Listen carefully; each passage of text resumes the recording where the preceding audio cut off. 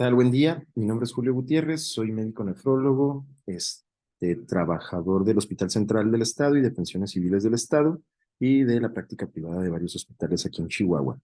Eh, el tema a tocar el día de hoy es el de accesos vasculares para hemodiálisis. Son generalidades lo que veremos. Sin embargo, se adjuntarán una serie de videos que se encuentran en YouTube para que los visualicen acerca de lo que es la conexión y desconexión y el uso y cuidado de estos tipos de accesos vasculares. Lo ideal sería que tengamos, antes de finalizar el diplomado, espacio para practicar esto en pacientes en la vida real. Esperamos que podamos organizarnos de manera adecuada para llevar a cabo esto. Y además adjunté las últimas guías del manejo de este tipo de accesos vasculares. Sin embargo, se encuentran en inglés, todavía no se encuentran traducidas, pero creo que con la tecnología actual, pues es fácil en un traductor en línea traducir lo que no entendamos y espero que con la plática que daremos el día de hoy, pues quede más claro todo esto. Eh, a manera de agenda, veremos los diferentes tipos de accesos con los que contamos para la hemodiálisis y ahorita ahondaremos en cada uno de ellos. A manera de introducción, los accesos vasculares para hemodiálisis son una condición indispensable para que se pueda llevar a cabo este tipo de terapia dialítica, este tipo de terapia extracorpórea, y es para mí el factor más importante que va a determinar el éxito de esta terapia o fracaso. ¿Por qué? Porque si no contamos con un acceso vascular adecuado, no se pueden alcanzar flujos sanguíneos adecuados para dar el tratamiento y la dosis adecuada de diálisis que el paciente necesita para poder revertir el estado o intentar revertir el estado patológico en el que se encuentra. ¿Sale? No solamente son accesos para hemodiálisis crónica, sino también para hemodiálisis en agudo en aquellos pacientes que no cursan precisamente con una enfermedad renal crónica, sino que pueden cursar con daño renal agudo de manera temporal y tienen otras indicaciones también por ahí fuera de la terapia hemodialítica como tal, que también se mencionará un poco. Hablando de estos accesos vasculares, contamos con los accesos percutáneos o catéteres venosos centrales en diferentes localizaciones. Vamos a tener dos tipos, ahorita veremos la diferencia de este tipo de accesos, pero estos accesos cuentan generalmente con un lumen arterial o un lumen rojo, en donde se conecta la línea de conexión, valga la redundancia, a el paciente y por aquí se extrae la sangre del paciente para llegar a la máquina de hemodiálisis, ser tratada esta sangre y luego regresar por el otro lumen azul o venoso con la sangre ya tratada al paciente, creando de esta manera un circuito cerrado entre paciente y máquina. Tenemos también lo que es las fístulas arteriovenosas. Una fístula es una comunicación que se realiza, una fístula arteriovenosa es una comunicación que se hace entre dos vasos sanguíneos, una arteria y una vena. Pueden ser las fístulas, ya sea fístulas nativas en las que se conecta directamente una arteria a una vena del paciente para que se cree un acceso vascular. Esta fístula, esta conexión se hipertrofia, crece y podemos de esta manera nosotros conectar una línea arterial con una aguja especial para hemodiálisis que se conecta al segmento por donde viene la sangre y la sangre va y es tratada y luego regresa por otra línea venosa a esta misma fístula para ya regresar la sangre tratada, más o menos como lo que vemos en esta fístula arteriovenosa, que esta fístula arteriovenosa es una fístula con injerto, en la que no se conecta directamente la vena a la arteria o la arteria a la vena, sino que se utiliza un injerto de un material sintético especial que utilizamos para crear esta asa o este loop en donde podemos funcionar no directamente el vaso del paciente, sino se funciona el material sintético, la sangre que viene por la arteria es absorbida por la aguja de la línea arterial, luego es tratada en la máquina de hemodiálisis y luego regresa al paciente por otra línea, otra punción, a través de la línea venosa hacia el paciente. Ahorita veremos a detalle un poco más de estos. El acceso vascular ideal es aquel acceso que proporciona un flujo sanguíneo adecuado, que permite dar un tiempo de sesión adecuada que tiene una vida media de uso que es duradero, que no va a darnos disfunciones tempranas en cuanto a la permeabilidad y que tiene una baja incidencia de complicaciones, llamándole complicaciones trombóticas o no trombóticas, eh, como puede ser las trombóticas por la formación de coágulos, que se tape esta fístula, o el catéter, eh, o que se estenosen, se cierren por el uso, o que sangren, o se infecten, ¿sale? Entonces, el acceso vascular adecuado es el que tiene estas tres características. ¿Cuál es el tipo de acceso vascular que más se utiliza a nivel mundial y a nivel internacional? En esta gráfica se representan en aquellos pacientes incidentes, aquellos pacientes que requieren iniciar de primera vez una terapia dialítica hemodiálisis. Se observa cómo la tendencia es utilizar en el más del 80% de los casos eh, los catéteres venosos centrales o accesos percutáneos, ¿sale?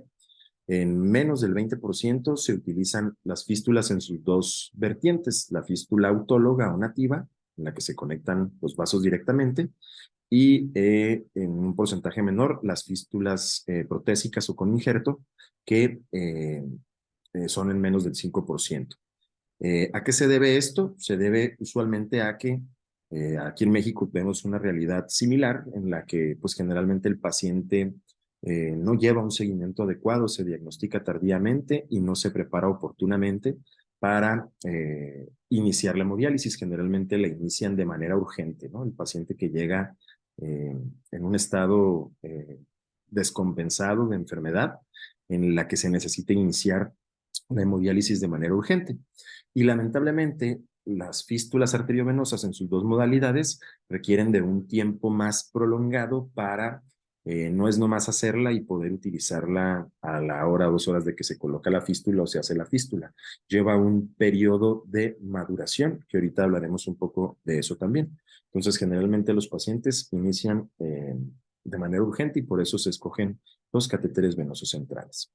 Hablando de los accesos percutáneos o catéteres venosos centrales, vamos a tener dos tipos de catéteres.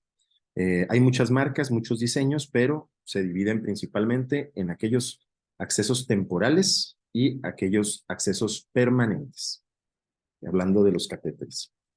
Eh, son una alternativa para la hemodiálisis, obviamente, los estamos mencionando, y vamos a tener dos tipos, como ya lo mencionamos, temporal y permanente, siendo el tunelizado el que se conoce como permanente y el no tunelizado el que se conoce como temporal. Aquí tenemos un ejemplo. A la derecha, este paciente con un catéter no tunelizado o un catéter temporal, que es el que comúnmente se conoce o se le llama catéter Majorcar. Sin embargo, Majorcar es la marca, existen muchas marcas, pero es como que el más conocido. Y como les menciono, es un catéter temporal. Ahorita veremos las diferencias. Y al lado izquierdo tenemos un catéter tunelizado, en el que si ustedes observan es prácticamente un paciente en el que se le colocó en la misma vena el acceso vascular. Sin embargo, este catéter no sale directamente aquí de la piel, no tiene un sitio de salida directo, sino que tiene un túnel que sale unos centímetros después de entrar al acceso venoso, ¿no? Al vaso como tal. Eh, ¿Cuáles son las diferencias? Las recomendaciones antes eran a quién le ponemos un catéter temporal o no tunelizado, aquel paciente que consideremos nosotros que probablemente no va a necesitar un acceso vascular para hemodiálisis mayor a 4 semanas.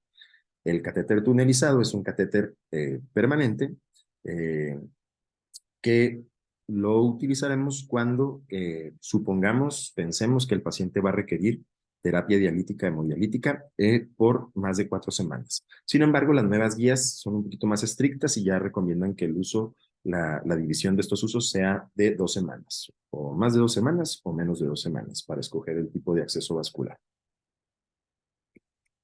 ¿Y qué tienen de diferencia estos en cuanto a la funcionalidad? Bueno, aquí en estas gráficas de supervivencia de Kaplan-Meier, vean ustedes cómo en la línea superior del lado izquierdo de la gráfica izquierda, habla de la permeabilidad, ¿sí? Que tienen estos pacientes a lo largo, estos catéteres, perdón, en el paciente a lo largo del tiempo, siendo los catéteres tunelizados o permanente aquellos que a los 56 días, al menos en este estudio, más del 90% todavía estaban permeables, no habían tenido complicaciones en cuanto a disfuncionalidad y seguían funcionales permeables.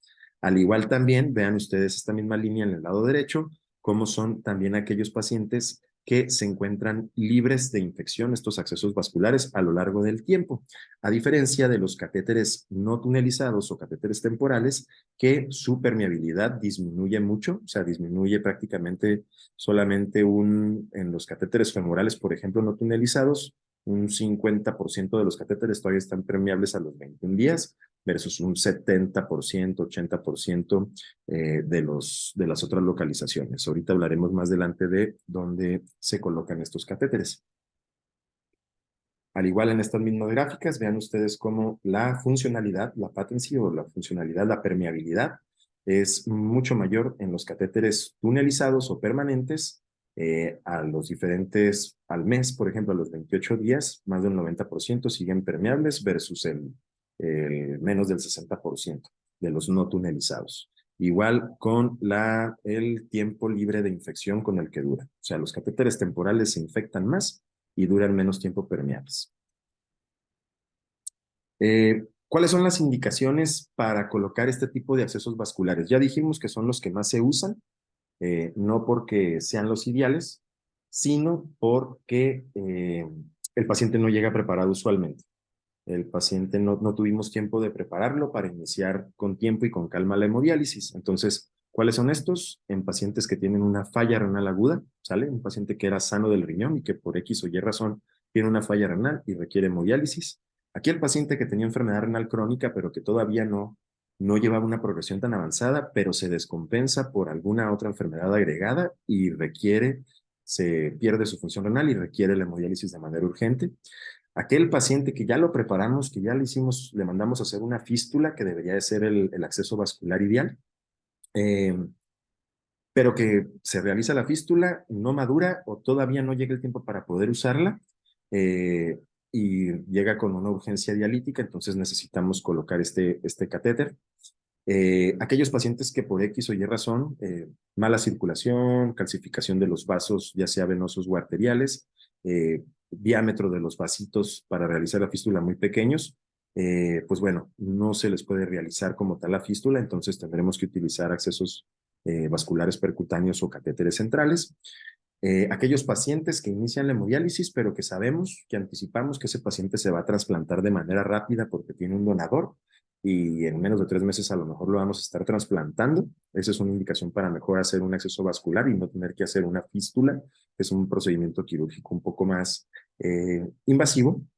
Eh, o circunstancias especiales, como puede ser que el paciente sea una persona añosa, que ya no tiene una esperanza de vida muy amplia, muy grande, y que, bueno, podamos tal vez pues colocar mejor un catéter y no someterlo al desarrollo de una fístula.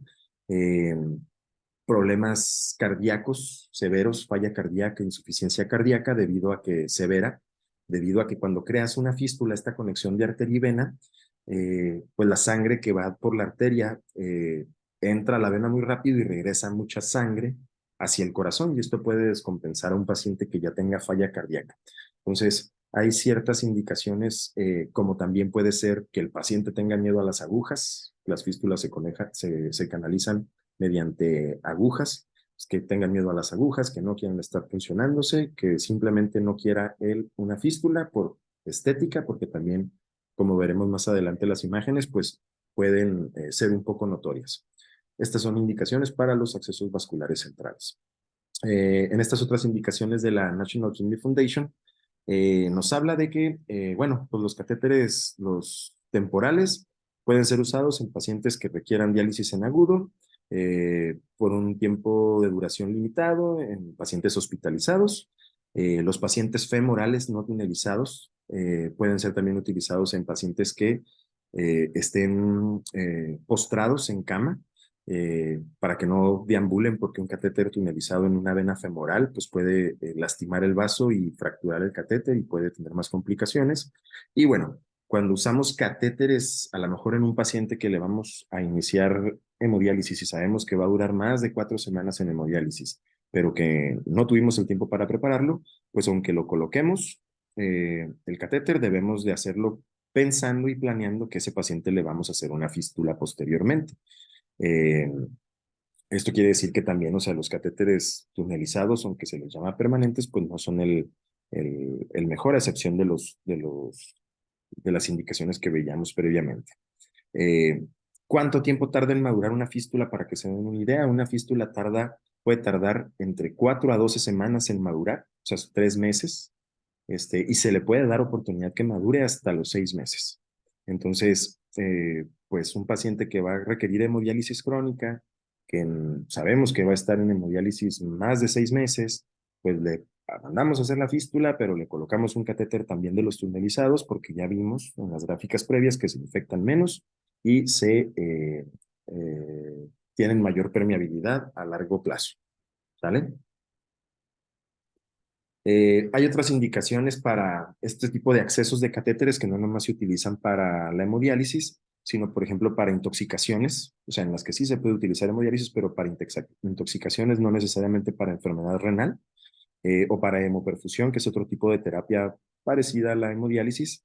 Pacientes que requieren recambios plasmáticos terapéuticos, plasmaféresis, aquellos pacientes con Guillain-Barré, con eh, ancas vasculitis, rechazos humorales, pues bueno, se les puede colocar este catéter para conectarlos a las máquinas que realicen este tipo de terapias.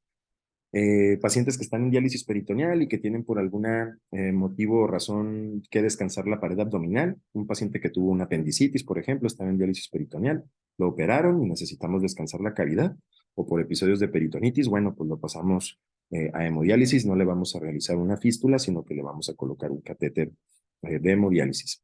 Como ya les mencioné, pacientes trasplantados que pueden tener episodios de disfunción aguda o lesión renal aguda, y que, bueno, requieren algún tipo de terapia de hemodiálisis o algún tipo de plasmaféresis. Hablando de las características que ya hemos mencionado un poco, vamos a tener entonces los no tunelizados. El ejemplo clásico, ya les mencionaba, es el catéter tipo Majurcar, es un catéter semirrígido que tiene una longitud entre 15 a 25 centímetros y luego tiene unas extensiones ya sea curvas o rectas que pueden salir de manera recta dependiendo de donde lo coloquemos. Tiene sus dos lúmenes, el arterial y el venoso, y van separados por dentro, no van juntas estas sangres. Tienen aquí sus puertos para fijar con sutura, en los que tienen que estar suturados. Cuando se utilicen estos no se les puede quitar las suturas porque se pueden retirar muy fácilmente.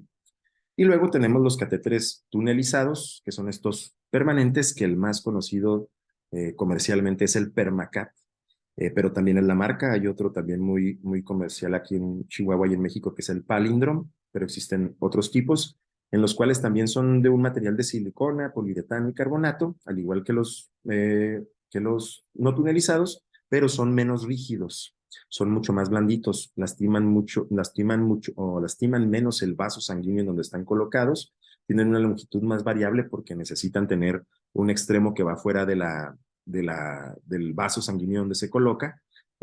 Cuentan con un rodete o cojinete, que es esta que está aquí, que es de un material que se llama dacrón, que queda colocado en el tejido celular subcutáneo, causa cicatriz, causa fibrosis, haciendo que se ancle el catéter, queda mucho mejor fijo. Después, generalmente de 1 a 2 semanas, puedes retirar las suturas que le coloques previamente, si es que tiene suturas, y ya queda fijo ahí el catéter. Y aparte, esta misma barrera sirve como una barrera para las infecciones, por eso se infectan mucho menos. Esta porción, generalmente la porción unos 2, 3 centímetros antes del dacrón, quedan fuera del vaso. El dacrón usualmente se coloca por debajo de la clavícula del paciente si es un catéter yugular, y luego tiene una porción de 7 centímetros más o menos, pero puede alcanzar hasta 10 centímetros de extensión en la porción del túnel, ¿no? De esto dependerá la medida también del catéter, dependiendo de la estatura del paciente, para que si es un catéter tunelizado, pues no salga muy abajo de, pues no tenga un túnel extremadamente largo que luego puede incomodar al paciente. Históricamente, desde que se empezaron a diseñar este tipo de catéteres, pues han ido evolucionando los materiales, siendo los últimos los de poliuretano y silicona, los más usados actualmente, son más biocompatibles y más duraderos, menos trombogénicos, menos rígidos, tienen mayor biocompatibilidad y menor trombogenicidad, ¿sale? Este, por ejemplo, es un ejemplo de un catéter tunelizado. Es un catéter que tiene una fibra de Dacron, tiene un cojinete de Dacron, tiene una porción que va a ir fuera del túnel, la parte que está acá atrás, y luego tiene la punta del catéter, en donde si ustedes observan tiene un diseño escalonado, o sea, tiene una configuración dual, o sea, estos lúmenes, el venoso, bueno, el arterial hablando del rojo, es el que queda más arriba posicionado de la punta. ¿Por qué? Porque es donde extrae la sangre del paciente para irse a la máquina a tratarse, y el lumen venoso queda más distal o más lejos para que esta sangre que se retorna al paciente que ya viene lavada no sea absorbida por el extremo arterial, porque si no causaría un fenómeno que le conocemos como recirculación, y de esta manera pues reduciría mucho la eficiencia de la hemodiálisis.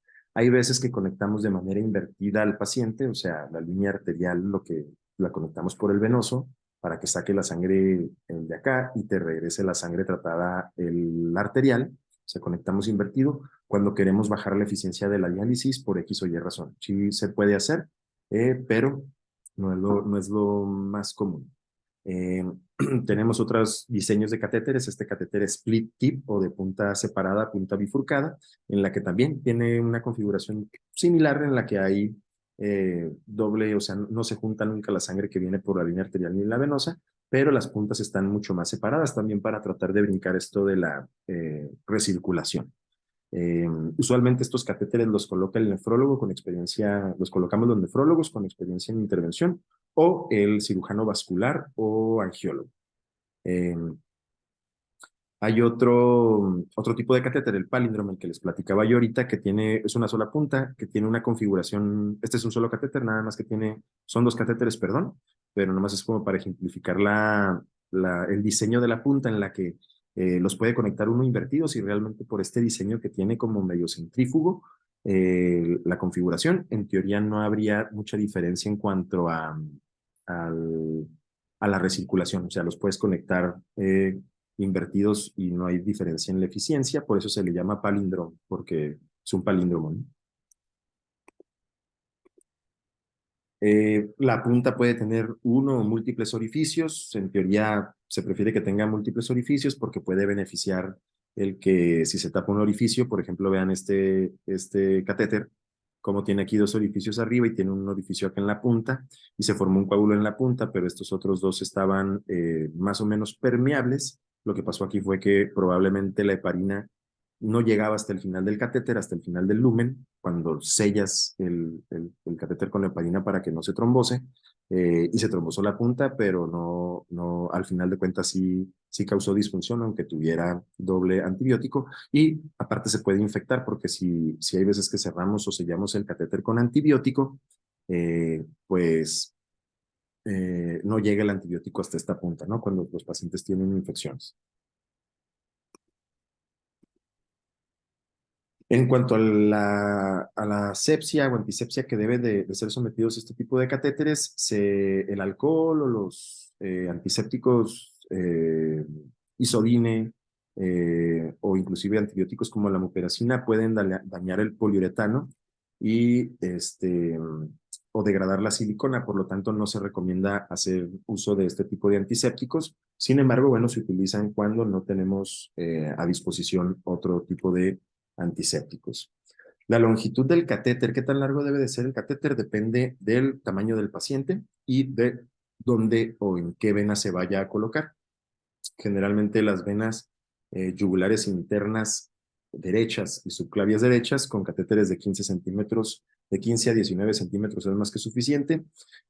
Sin embargo, los accesos ya sea femorales o del lado izquierdo, yugular izquierdo, subclavio izquierdo, necesitan ser catéteres un poquito más largos para que alcancen a llegar porque el trayecto venoso es más largo. Los femorales, pues la inserción de estos catéteres es por debajo del ligamento inguinal en la pierna prácticamente del paciente y tienen que llegar, pues cruzar toda la femoral, la vena ilíaca y luego llegar hasta ahí, hasta la vena cava para que no obstruyan, no choquen no topen con la pared del vaso y no hagan efectos de válvulas, porque pueden hacer efectos de válvulas del catéter, la punta del catéter pegarse al lado del vaso y luego no deja succionar la sangre. En cuanto al French, generalmente son para los temporales o no tunelizados de 11 a 12 French y para los tunelizados de 13 a 15 French. ¿Para qué? Para que se garantice que la máquina pueda succionar un flujo sanguíneo adecuado, constante, que lo consideramos un flujo sanguíneo adecuado cuando se encuentra por arriba de los 300 a 350 mililitros por minuto, pero depende mucho de la prescripción que le queramos dar al paciente. ¿Sale? En cuanto a la técnica de colocación, existen eh, las recomendaciones son de derecha a izquierda, se prefiere la vena yugular derecha como el primer sitio de acceso, la vena femoral en segundo lugar, la vena yugular izquierda en tercer lugar y la vena subclavia en última instancia. Las nuevas recomendaciones ya mencionan que se prefiere que sean tanto vena yugular derecha o vena yugular izquierda primero o vena yugular interna derecha o izquierda primero o externa inclusive derecha e izquierda primero, luego las femorales en tercer lugar y luego sería también al final de cuentas las subclavias. Y del lado dominante, ¿por qué? Porque del lado no dominante es donde se prefiere siempre cuando se va a realizar una fístula y como ya comentamos que aunque coloquemos catéteres y el paciente va a durar mucho tiempo en hemodiálisis, debemos de planearlo tomando en cuenta que le vamos a hacer una fístula, tenemos que dejar el lado no dominante sin que estén tocados esos vasos para que sean funcionales, se le pueda hacer la fístula y madure adecuadamente. ¿Sí? Un catéter puede causar estenosis del vaso, entonces después se mete uno en mayores complicaciones. Es prácticamente un resumen de lo mismo, pero pues bueno, sabemos que para mencionar aquí, recalcar un poco que los catéteres subclavios, si bien el riesgo de infección es bajo, el riesgo de sangrado, neumotórax o trombosis es muy alto y es un poco más difícil colocar este tipo de catéteres guiados con ultrasonido. Todo acceso vascular, catéter venoso central, ya las recomendaciones que se debe colocar guiado con ultrasonido ya no es tan común que lo hagamos a ciegas como lo hacíamos previamente. ¿Qué técnica se utiliza? Se utiliza una técnica de Seldinger. Al final de cuentas tenemos que utilizar a la hora de la colocación de este tipo de catéteres una técnica estéril, un traje quirúrgico estéril, guantes, cubrebocas, acero antisépticos. El antiséptico de elección es la clorixidina al 2%, dejarlo actuar durante 3 minutos y bueno, se canaliza la vena guiada con ultrasonido, aquí está el transductor y mediante los diferentes abordajes que tenemos de acuerdo a donde lo vayamos a colocar, por ejemplo, en un paciente que le vamos a colocar un abordaje yugular interno derecho, que dijimos que es la primera opción, pues generalmente ponemos al paciente en Trendelenburg para que la sangre se retorne hacia la cabeza, se distienda mucho más la vena y reduzca el riesgo de embolismo aéreo. Además, la arteria carótida común se encuentra paralela al acceso, que es como lo vemos aquí. Tenemos la vena yugular interna, que es donde se coloca el catéter, donde se funciona y es donde se coloca, y la arteria carótida pues va paralela e interna hacia esto. ¿Cómo identificamos nosotros dónde se coloca esto? Aquí tenemos a un paciente, nosotros estamos colocados en la cabecera o hacia la parte superior del tórax del paciente del lado derecho y identificamos anatómicamente un triángulo que se llama el triángulo de Sedilot. Este triángulo está conformado por el músculo esternocleidomastoideo que se divide en un as clavicular que va a la clavícula del paciente y un as esternal o que va hacia la horquilla esternal y junto con la clavícula forman este triángulo. Este triángulo nos sirve a nosotros para guiarnos y saber que podemos ya sea colocar el catéter en un sentido posterior por detrás del as del esternocleidomastoideo del haz clavicular. Ese es un abordaje posterior. Podemos hacer un abordaje medio hacia la vena yugular interna, porque entramos a través de donde está aquí más o menos el vértice, o un abordaje anterior.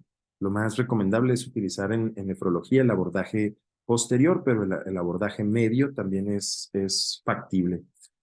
¿Por qué? Porque un catéter tunelizado pues iría por aquí, pasa por detrás del haz y luego ya se mete.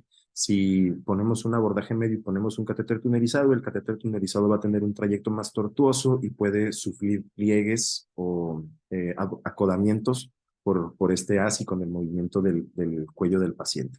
El haz anterior es uno que se usa pues más bien para catéteres en agudo, no tanto eh, para una terapia crónica. Como les mencionaba, la punción es guiada por ultrasonido y observen ustedes cómo tanto la variedad o la variabilidad anatómica que puede haber si nosotros observamos con un ultrasonido, eh, cuando colocamos pues podemos ver que la vena en el 70% de las ocasiones va a estar por fuera de la carótida, pero bueno, puede haber un 1% que se encuentre por arribita y un poco eh, más medial la vena, por lo que pues queda más expuesta a la carótida y el riesgo de puncionar una arteria pues es mucho más grande. Al igual, bastante similares las proporciones de variabilidades anatómicas del lado izquierdo. Y así lo observamos en el ultrasonido cuando lo colocamos. Aquí vemos, como vimos en los porcentajes previos, la arteria carótida y vemos cómo la arteria carótida está medial, del lado está medial. Aquí está la tráquea, aquí está la carótida y aquí está la vena yugular interna. Entonces está lateral a la arteria y es mucho más fácil funcionarla, siempre y cuando nos guiemos con el ultrasonido o no entremos en una dirección adecuada con la aguja.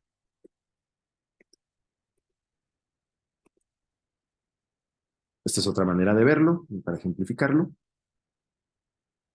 Y como les comentaba, tenemos el abordaje medio, que es cuando entramos, este es el triángulo de Sedilot, si se fijan es el músculo esternocleidomastoideo, tenemos el haz clavicular y tenemos el haz de la horquilla esternal y entramos por el vértice, por el abordaje medio, ¿no? En donde se entra y se encuentra la aguja. Generalmente entramos en esta dirección dirigido hacia la tetilla ipsilateral para encontrar la aguja más fácilmente.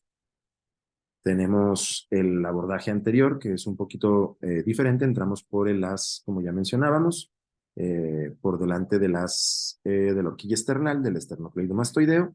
Y bueno, se funciona la vena, pero es mucho más incómodo porque también quedaría muy arriba el catéter.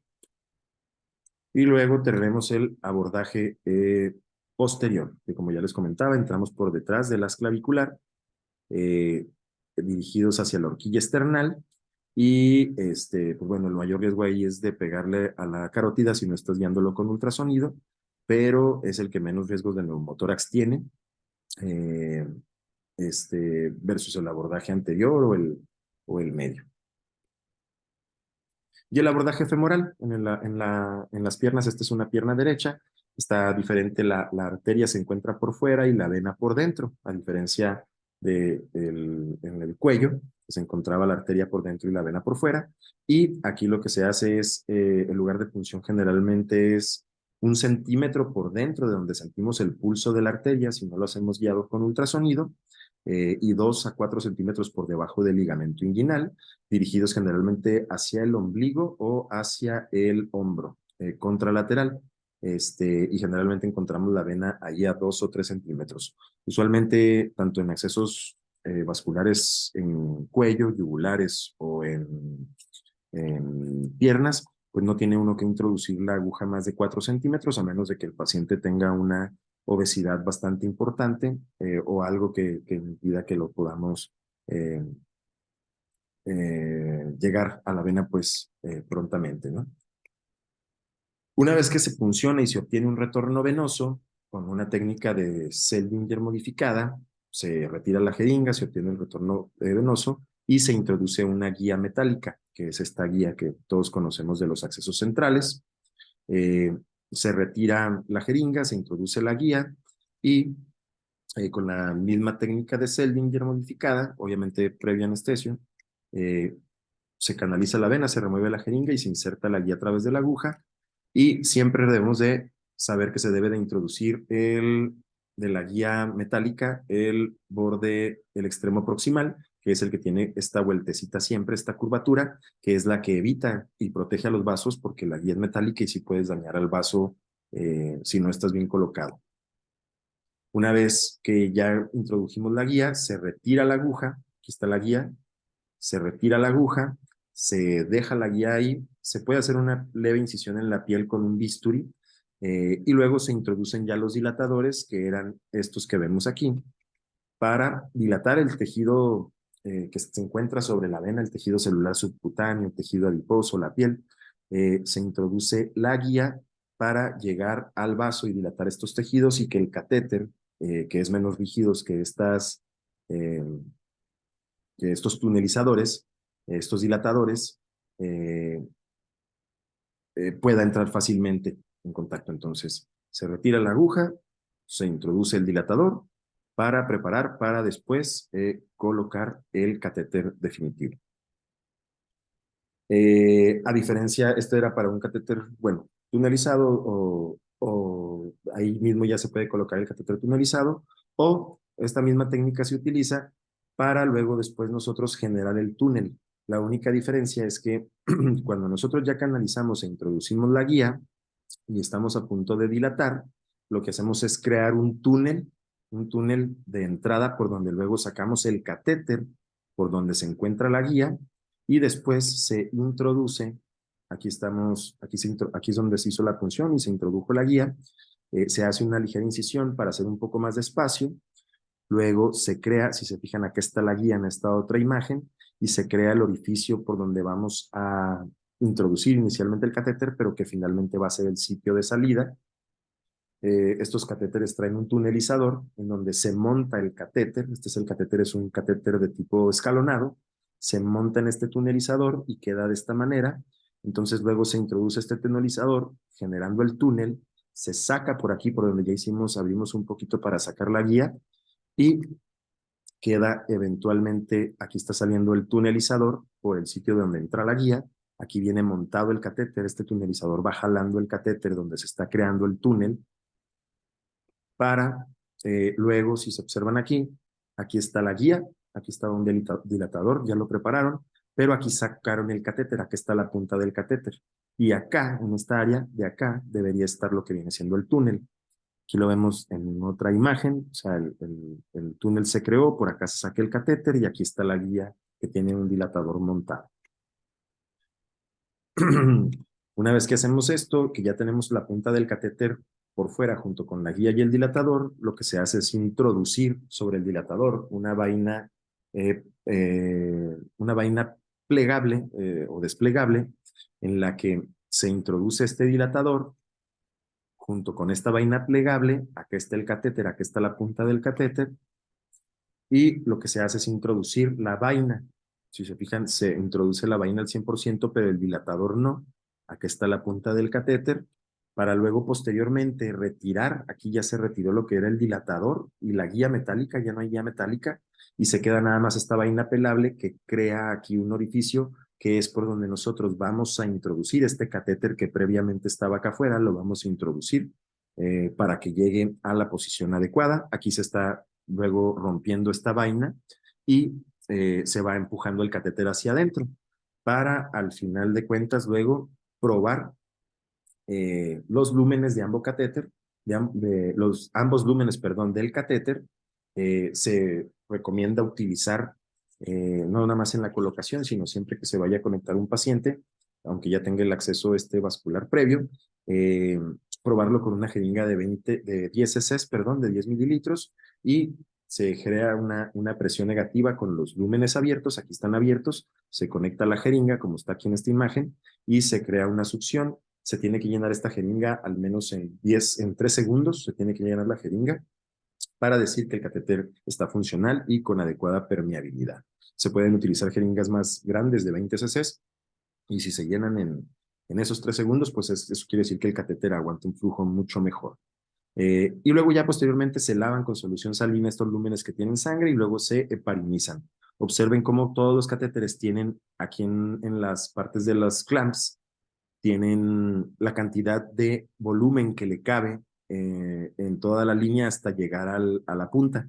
Esto es, en esta línea que parece ser la arterial, le caben 2.1 cc's. Entonces se le puede poner 2.1 cc's o 2 cc's de heparina, 1000 unidades por mililitro. Entonces serían introducirle 2 mililitros aquí. No pasarnos porque puede pasarle heparina a la sangre, aunque si pasa un poco, pues realmente es una cantidad ínfima. Y al igual del otro, ¿no? De esta manera lo dejamos al catéter sellado con heparina. En ocasiones se puede sellar el catéter con heparina y combinación con antibióticos cuando se comprueba que hay una infección del catéter que está colonizado o que tiene, sí, pues una infección como tal. Aquí observen cómo queda colocado ya este catéter. Es un catéter tunelizado, es un catéter largo. Por aquí debe de estar encontrado el dacrón, aunque no se observa en la radiografía, y sale por debajo del tórax. Entra acá en la porción endovascular y la punta del catéter debe de estar en la unión aurículo o de la vena cava con la aurícula. Generalmente los catéteres temporales no se recomienda que entren hasta la aurícula, pero en los catéteres tunelizados, los permanentes, sí se pueden abocar un poco hacia la aurícula para evitar luego que topen con la pared del vaso y den una funcionalidad mucho mejor.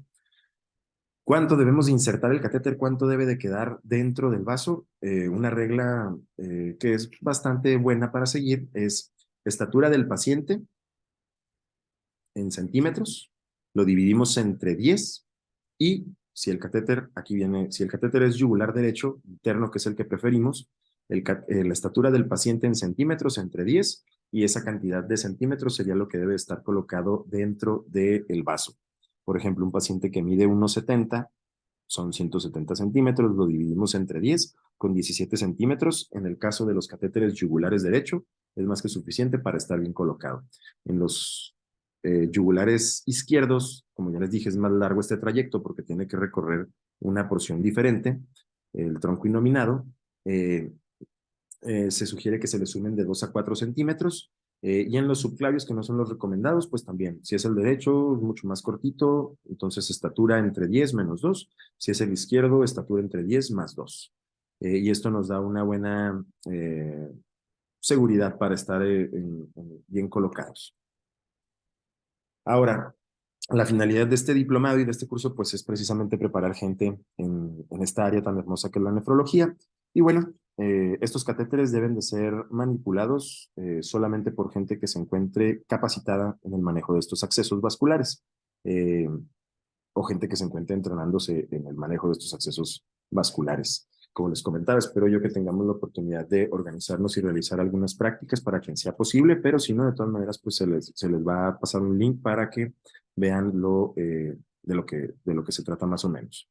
Como pueden ver, este es un catéter no tunelizado, es un catéter temporal, no tiene túnel, sale directamente aquí, tiene el sitio de salida de inserción o de salida del catéter luego, está suturado, tiene sus 2 lúmenes, siempre debe revisarse el sitio de inserción del catéter, que no haya eritema, que no haya inflamación, que no haya supuración, datos de infección como tal. ¿Sí?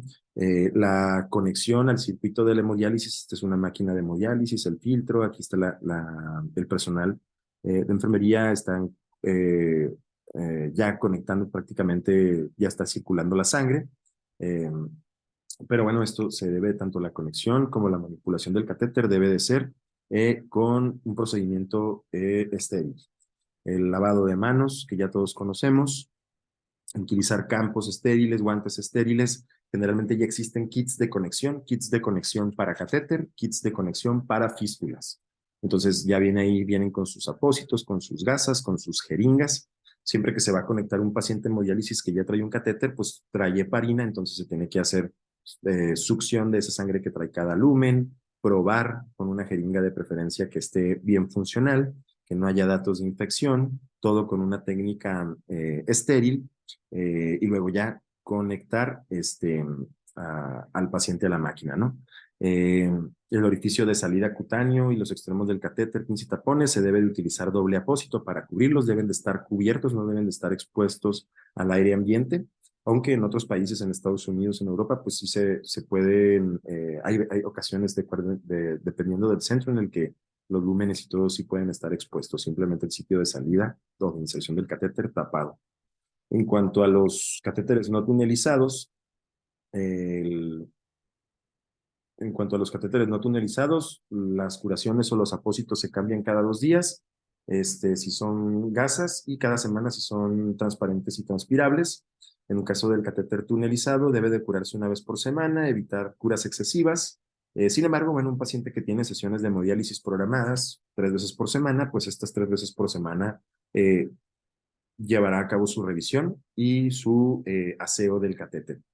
Estos apósitos o lo que cubre al catéter debe de cambiarse siempre que se humedezca, que se suelte, que se despegue o ensucie. Y la solución antiséptica, como les comentaba de preferencia, es la clorexidina al 2%. Es el antiséptico más recomendado actualmente. Los compuestos con yodo, pues sabemos que pueden, ya como ya mencionamos, pueden corroer el material. Aquí es un poco redundar, sin embargo, bueno, para la prevención de infecciones del catéter, como ya dijimos, utilizar una solución basada en clorexidina, que sea mayor al 5%, 2% es lo preferible. Desinfectar las tapas o los lúmenes del catéter. Este, Generalmente lo hacemos con una gasa que esté impregnada, por ejemplo, en la clorexidina, y antes de remover el, el,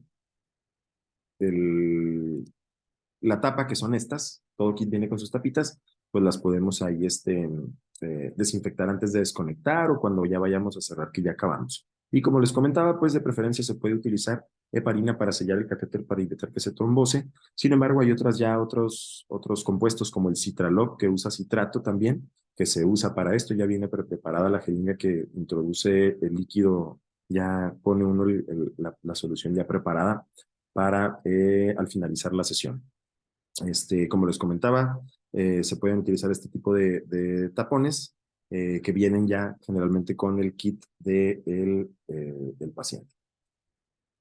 Y bueno, hablando un poco de lo que son ahora las fístulas arteriovenosas, dentro de lo que es una fístula arteriovenosa, por definición, lo que les comentaba ahorita, tenemos lo que es la fístula arteriovenosa autóloga o nativa, que involucra la creación de una anastomosis, o sea, la unión de una arteria y una vena nativa, que va a permitir directamente el paso de la arteria a la vena. Luego tenemos las FAB o las FABI, que también se les llama FABI porque fístula arteriovenosa con injerto o protésica, en la que pues un tubo de material sintético se coloca entre la arteria y la vena formando esta asa o este loop donde luego se puede funcionar. Tenemos también una subdivisión dentro de los tipos de las fístulas arteriovenosas, las convencionales, en las que se conecta una arteria superficial con una vena superficial, pero tenemos la por transposición, en la que se utilizan venas más profundas, que requiere que se movilicen, se creen túneles y son un poquito más difíciles técnicamente para realizarse. Ahorita espero que quede un poco más claro esto. Entonces, las fístulas arteriovenosas se prefieren generalmente en el brazo no dominante del paciente, ¿sale? Hablando un poco de la vasculatura del brazo, de la extremidad superior, vamos a tener lo que viene siendo eh, la, el arco de la vena cefálica, la porción superior del brazo de la vena cefálica, la vena cefálica del antebrazo, y tenemos en la parte posterior también la vena basílica, la braquial, que está más profunda, que este es cuando se tienen que hacer transposiciones de vasos, la arteria braquial también, acá en esta parte, la arteria cubital y el arco palmar en cuanto a las arterias y la arteria radial. Hablando de las posiciones, ¿cómo quedarían? En esta imagen observamos cómo en el 1 se identifica la arteria radial, en el 2 la arteria cubital, en el 3 la arteria interósea, en el 4 la arteria humeral o braquial, en el 5 la vena cefálica, en el 6 la vena mediana antecubital, en el 7 la vena basílica, en el 8 la vena subclavia, en el 9 la vena yugular externa y en el 10 la vena yugular interna. Y el 11 pues ya es la porción superior de la vena cava. Pues cuando nosotros realizamos una conexión, una fístula arteriovenosa, generalmente lleva el nombre de la arteria y luego la vena.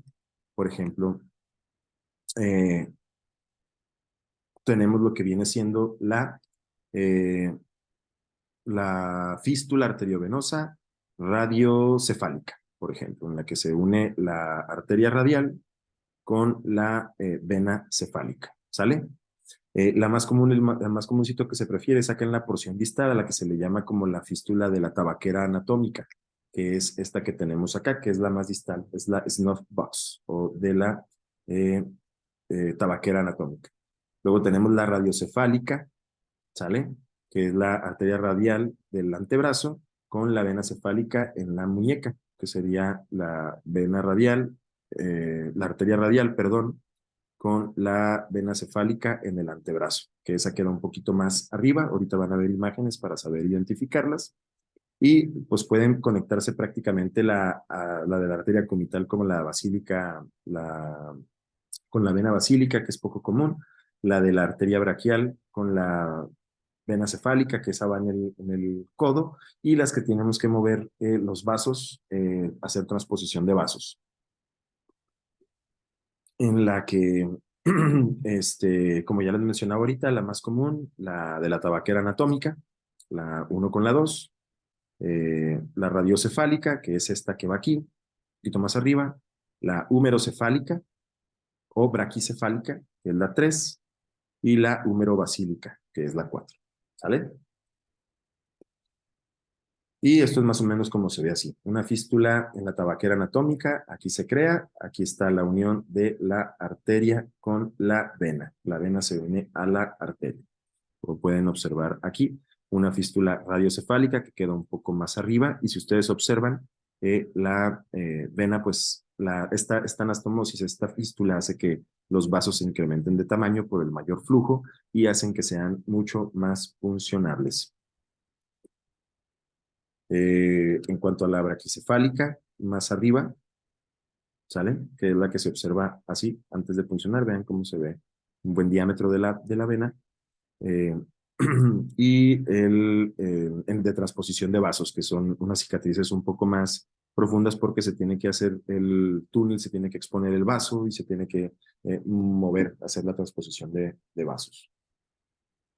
Otros ejemplos de las fístulas. Eh, y bueno, otros ejemplos más que pueden leer después ustedes y ver para tratar de identificar los mejores.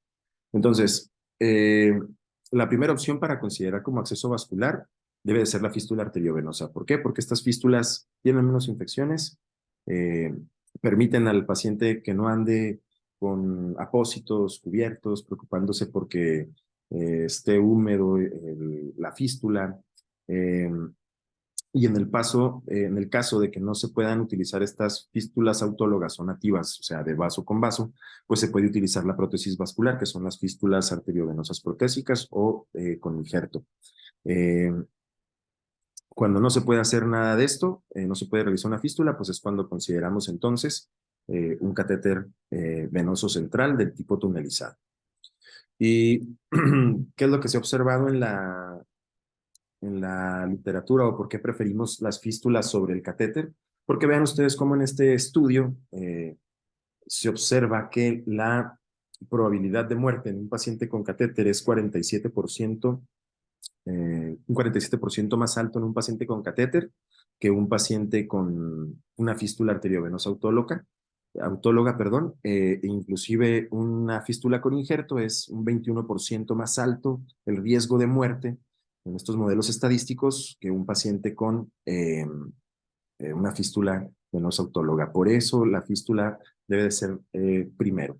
A esta iniciativa en el 2006 se le puso Fístula First y pues es por esto, ¿no? Es una de las razones. Eh, Como les comentaba, la primera opción a considerar es la fístula radiocefálica en la muñeca, ya que permite un mayor desarrollo de la red venosa y superficie de punción. Si no se puede la fístula arteriovenosa radiocefálica, la segunda opción es la humerocefálica. Eh, si la fístula humerocefálica puede ser preferida en pacientes diabéticos, ancianos, mujeres, en donde los vasos periféricos pues, son más difíciles ya. Eh, y puede haber otras con transposición, como les comentaba. En aquellos pacientes en los que se ha agotado las opciones para la fístula arteriovenosa en extremidad, pues puede considerarse la colocación, una disculpa por esto, su implantación en la otra, en la extremidad inferior. Puede intentarse. Hablando de la fístula radiocefálica autóloga, sabemos que esta tiene muy buena tasa de permeabilidad, tiene baja tasa de infecciones, tiene una baja tasa de síndrome de robo, que el síndrome de robo es algo que va a venir explicado en uno de los videos que les vamos a proporcionar, pero el síndrome de robo es como creamos una fístula y la sangre se está yendo a la vena antes de llegar a las porciones distales de la fístula. Los pacientes pueden quejarse de hormigueo, pueden inclusive llegar a adormecimiento, hormigueo de la extremidad, la porción que está distal a donde se realizó la fístula. A eso se le llama síndrome de robo, y pueden inclusive presentar datos de isquemia en las puntas de los dedos, úlceras. Hay que estar muy pendientes de todo esto, ¿no? Sin embargo, las fístulas radiocefálicas, las fístulas entre el se dice que de manera general que solamente el 50% maduran. O sea, de todas las otras fístulas que se realizan, el 50% no van a madurar, no van a ser funcionables. ¿Y cómo se define que una fístula ya no maduró? Pregunta de examen. Eh, Cuando ya pasaron más de 6 meses de la creación de la fístula y esta no fue funcionable, no fue funcional para llevar a cabo la hemodiálisis. ¿Sale? Conforme más proximal sea la fístula, o sea, conforme sea más arriba, más pegada al codo o al brazo como tal, pues hay más riesgo de robo arterial, y que pueda dañarse el nervio, y también puede haber más riesgo de edema y de dolor en el periodo posquirúrgico. Como les comentaba, pues las técnicas por transposición son más difíciles y ahí sí se requiere pues un equipo quirúrgico experimentado en este tipo eh, de casos.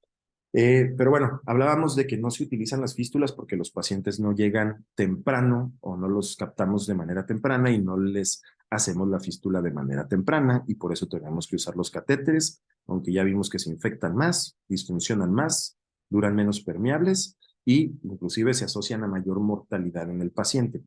Bueno, ¿cuáles son las recomendaciones para cuándo debemos de mandar al paciente a planear el acceso vascular, una fístula, que le hagan la fístula primero?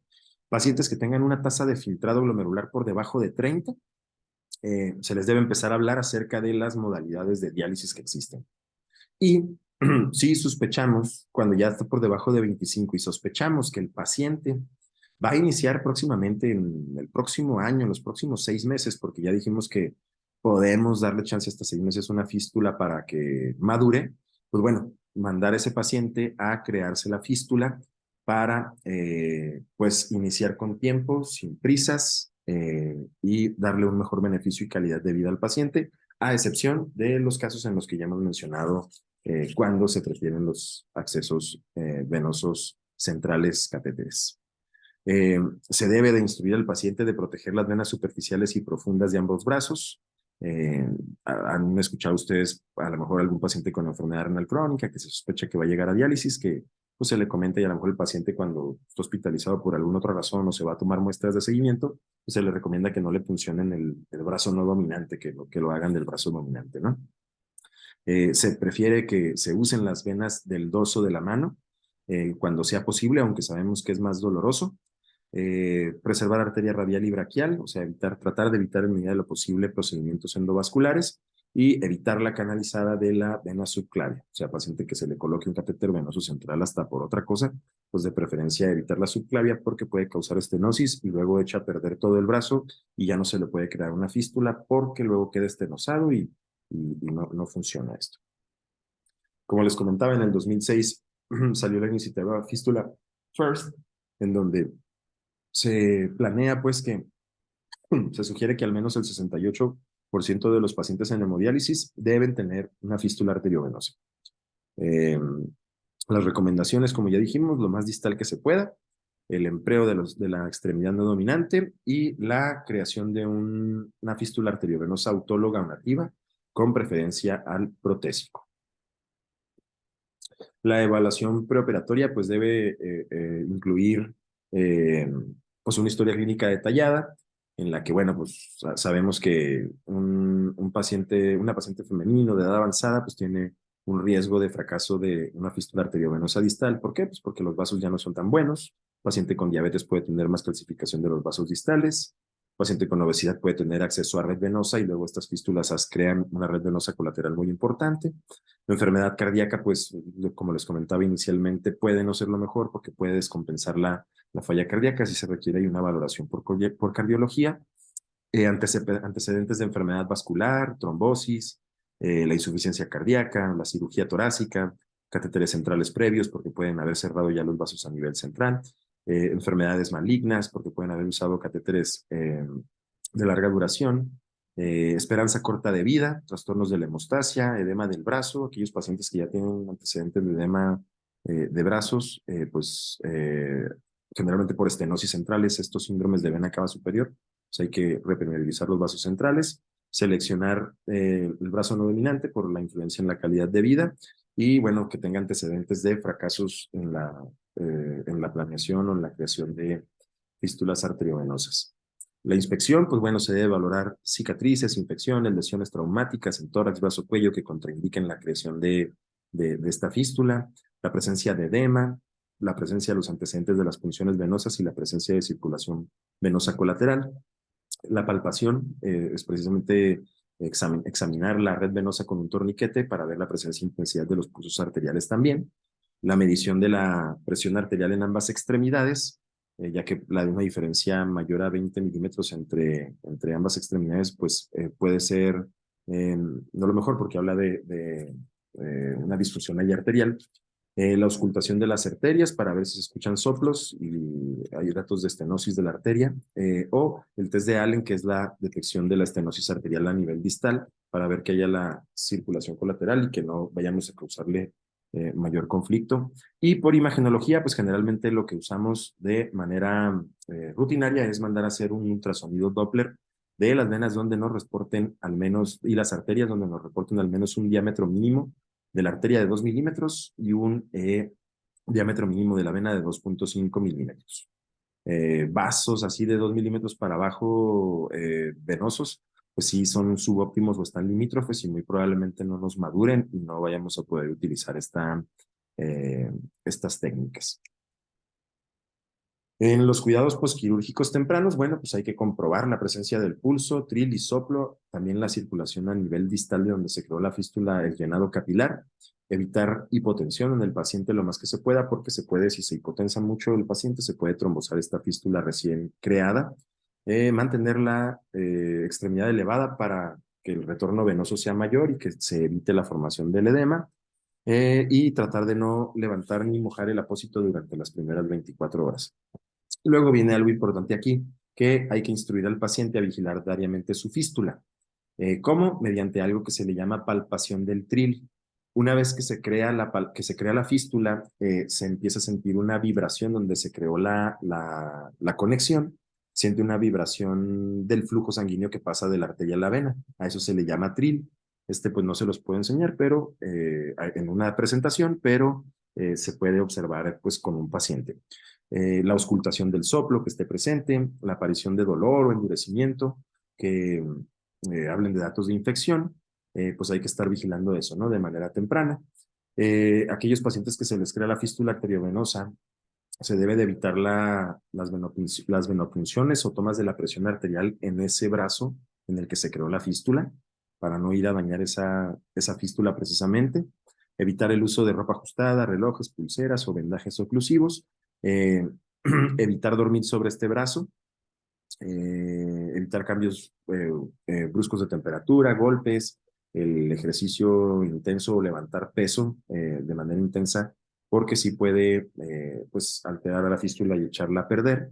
Y en los ejercicios de maduración que están recomendados con una evidencia muy débil, pero bueno, se puede hacer que al tercer día, iniciar meses antes de la cirugía y al tercer día después del posquirúrgico, que continúen con sus ejercicios eh, para aumentar pues el tamaño de la fístula y de los vasos sanguíneos.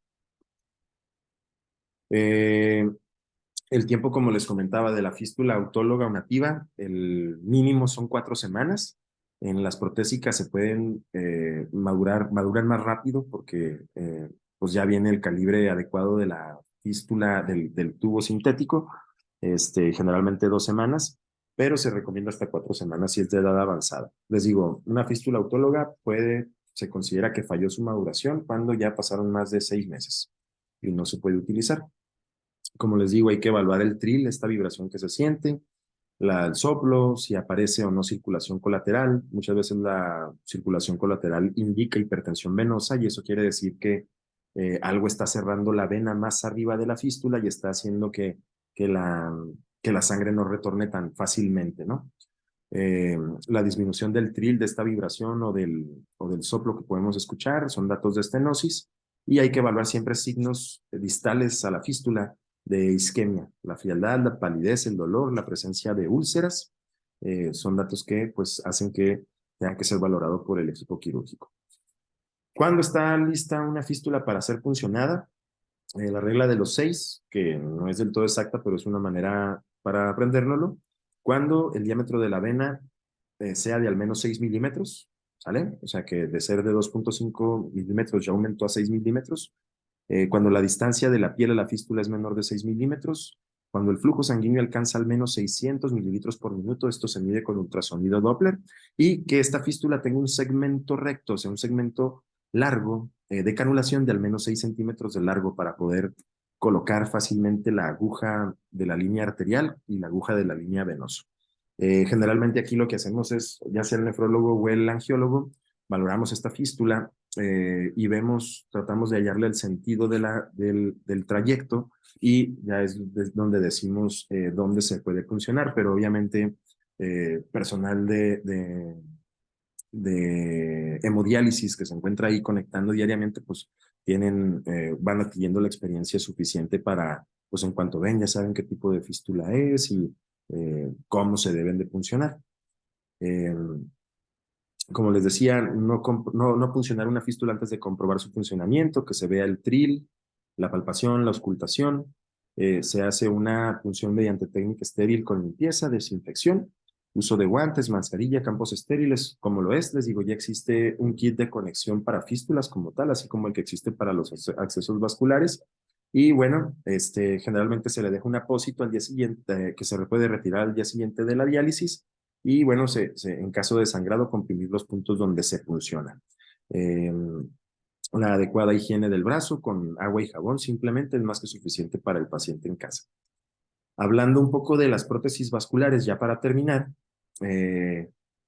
aquí observen un poquito en el color más claro cómo estas prótesis vasculares se pueden colocar en el antebrazo de la radiobasílica, por ejemplo, la número 1, que vendría siendo de la arteria radial a la basílica. La número 2, la humerobasílica, ¿sale? De la humeral hacia la basílica. La número 3, la humeroaxilar, que viene de la arteria humeral a la vena axilar.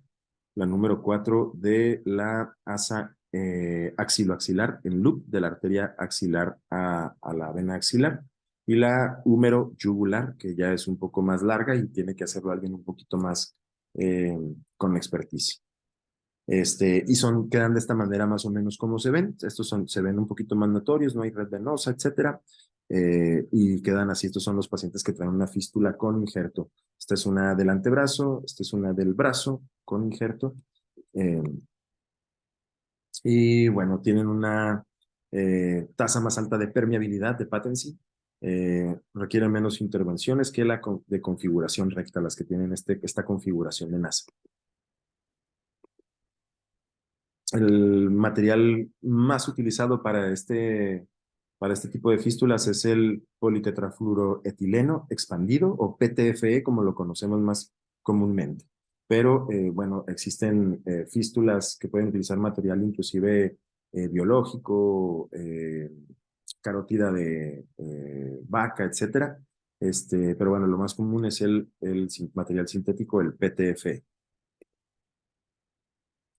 Y bueno, ¿por qué se prefiere la fístula autóloga o la nativa sobre la protésica? Bueno, pues es un material, un cuerpo extraño que se coloca aquí y que luego tiene que sufrir una epitelización por dentro, que luego está neoíntima, que se le conoce, puede sufrir una hiperplasia por los flujos tan altos que maneja y puede estenosar el segmento de este injerto y se trombosa, eh, como les comentaba. Las indicaciones potenciales para el uso de las fístulas protésicas, bueno, una expectativa de vida limitada también puede ser una opción. Considerar que la media de supervivencia de pacientes de mayores de 65 años que inician hemodiálisis es de 2 años y en mayores de 85 es de 1 año. Esto es un dato alarmante, pero bueno, es lo que tenemos. Este, y bueno, pues el, eh, en comparación con una fístula autóloga, una prótesis de antebrazo tiene una menor tasa de fallo primario, o sea, fallan generalmente después a largo tiempo del uso, con las funciones repetitivas, trombosis, la hiperplasia de la íntima. Su canalización o su canulada es mucho más fácil y más rápida después de su creación. Les digo, se pueden utilizar generalmente a las 2 a 3 semanas después de crearse. Eh, y bueno, pues es una oportunidad más para el uso del antebrazo antes que proceder a subirnos más, que podamos causar también, como ya les comenté, lo del síndrome de robo. Eh, les digo, en las fístulas autólogas el periodo de maduración va de 4 a 6 semanas, pero nos podemos extender hasta 6 meses inclusive, y alcanzando una permeabilidad pues más o menos hasta del 80%, ¿no? Las protésicas pues son un periodo de maduración mucho más pronto, tienen una permeabilidad inmediata mucho más alta, pero a largo tiempo pues pueden requerir mayor tipo de procedimientos para rescatar esta fístula por la hiperplasia de esta neoíntima. Y me parece que esto es todo, me parece que esta es la última diapositiva. De todas maneras, como les comento, se quedan ahí otros videos que ejemplifican, son cortos, que ejemplifican muy bien cómo se hacen las conexiones y desconexiones, el cuidado y el aseo de los accesos vasculares. Tienen también las publicaciones, aunque están en inglés, pero también les dejo por ahí un video en el que está basado prácticamente desglosada esa información con las complicaciones, inclusive a mayor detalle. Y bueno, pues espero yo que podamos organizarnos para realizar pues un entrenamiento en vivo con pacientes para que observen cómo es este proceso de la conexión y desconexión. Eh, Les dejo mis datos ahí también en el currículum, correo electrónico, número celular, y estamos a la orden para cualquier duda o pregunta que tengamos. Les agradezco mucho su tiempo y una disculpa por tanta información. Saludos.